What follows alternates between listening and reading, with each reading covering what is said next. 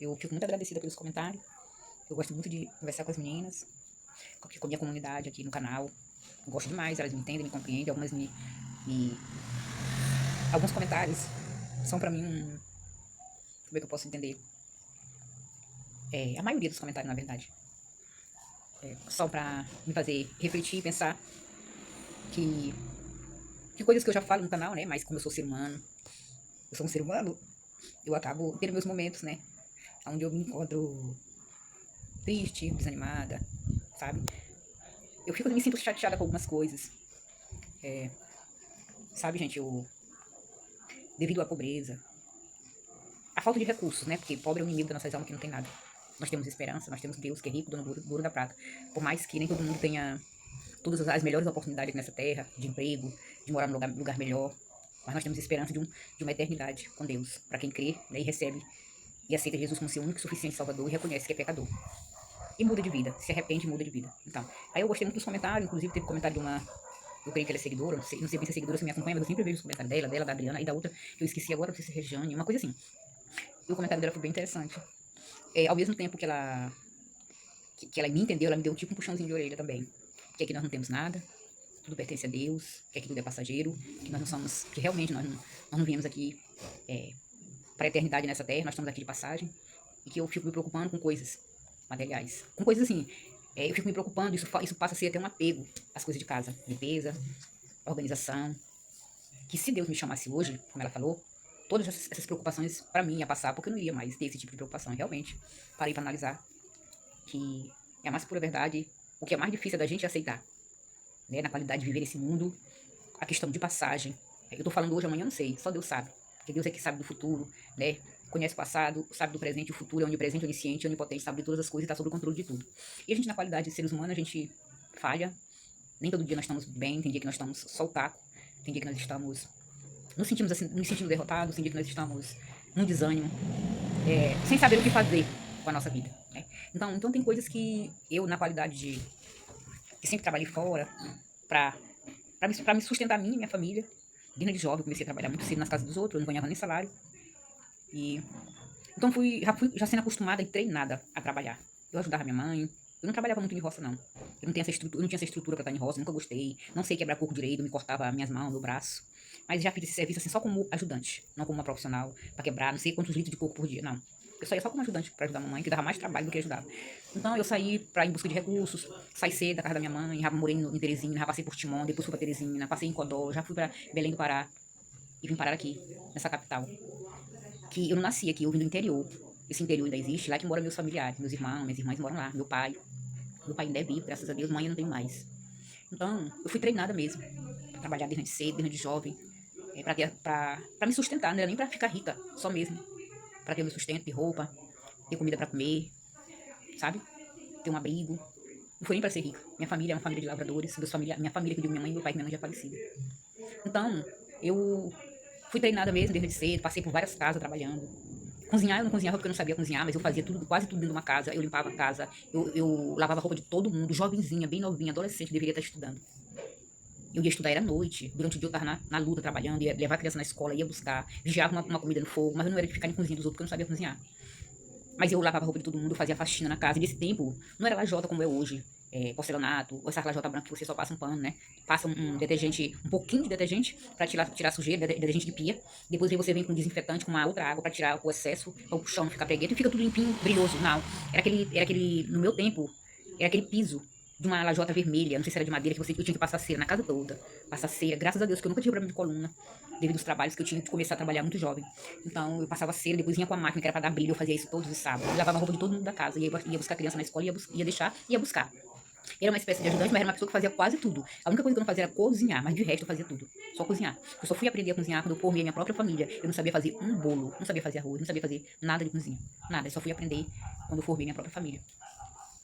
Então a minha vida nunca foi fácil, minha vida sempre foi muito difícil.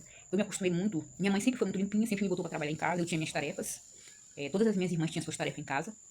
E quando eu saí da casa da minha mãe para ir para trabalhar nas capitais, na casa dos outros, que nem salário não tinha na época, eu fui aprendendo mais ainda hábito de limpeza, como limpar um piso, coisas que eu não tinha na minha casa. Como limpar o móvel, que a gente nunca teve muito essas coisas. Só uma bileira onde botava os copos, os potes. Eu que tinha essa responsabilidade de arear os copos, pegar água no poço, eu pegava água do poço para beber.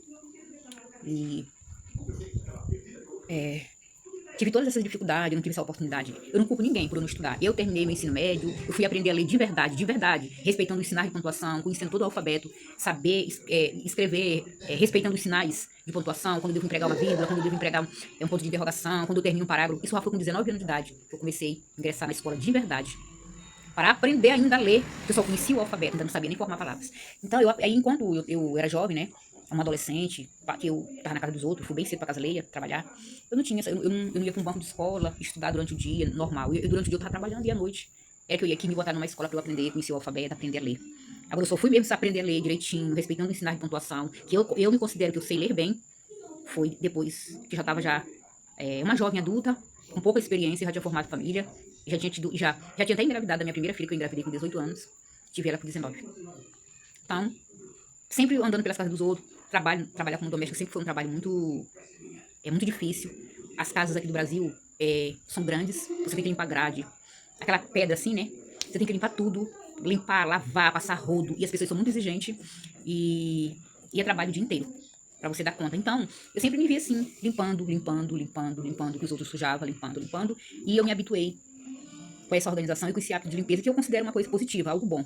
Porque eu gosto demais de organização, eu gosto demais de um ambiente limpo. Hoje agora de tarde, eu tô me sentindo bem, porque eu varri o quarto, eu varri debaixo da cama, eu limpei a estante, eu organizei o que estava bagunçado, onde fica meus cremes, eu limpei aquele imóvel ali onde fica a televisão, troquei, o lençol luva tá limpo, deixei, mas eu botei outra coxa, aí já vou me organizar para comprar sabão, para botar as roupas para lavar. Então, eu gosto muito de organização, muito, eu fico pensando assim, porque tem pessoas que convivem comigo que falam que eu aprendi isso nas casas dos outros. Eu aprendi isso com minhas ex-patroas.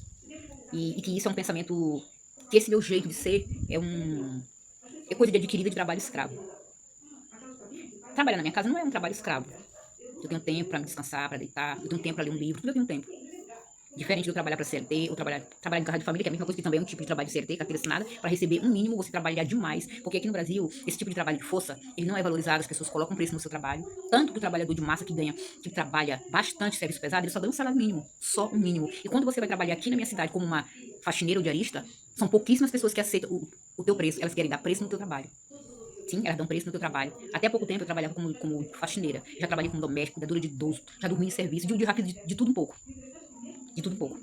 Então, esse lado também, de eu gostar de organização, também tem muito a ver com o que eu aprendi pelas casas dos outros, porque eles têm uma casa maior, eles têm muito mais coisas para limpar, eles têm móveis, a casa tem muitos cômodos, e é tudo organizado, porque eles têm tudinho, todos os móveis, tudo planejadinho, cozinha planejada, tudo bonitinho, para ficar tudo no seu devido lugar e tudo organizado. Então eu me acostumei, e é da minha personalidade também eu gostar.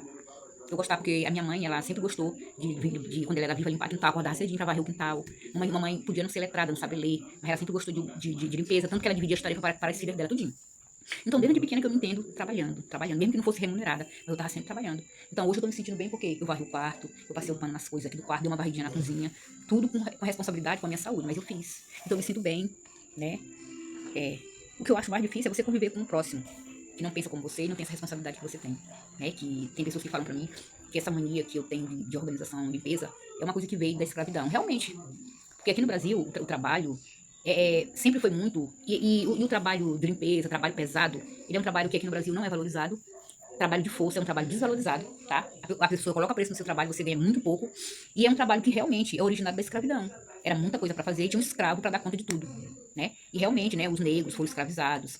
E não ganhavam nada por isso, eles eram escravos. Eles trabalhavam só pela comida e por ter um local para dormir, para morar. Mas eles trabalhavam o tempo inteiro trabalhando para o seu senhor. Então, o trabalho de força hoje ele tem uma origem, que é da escravidão.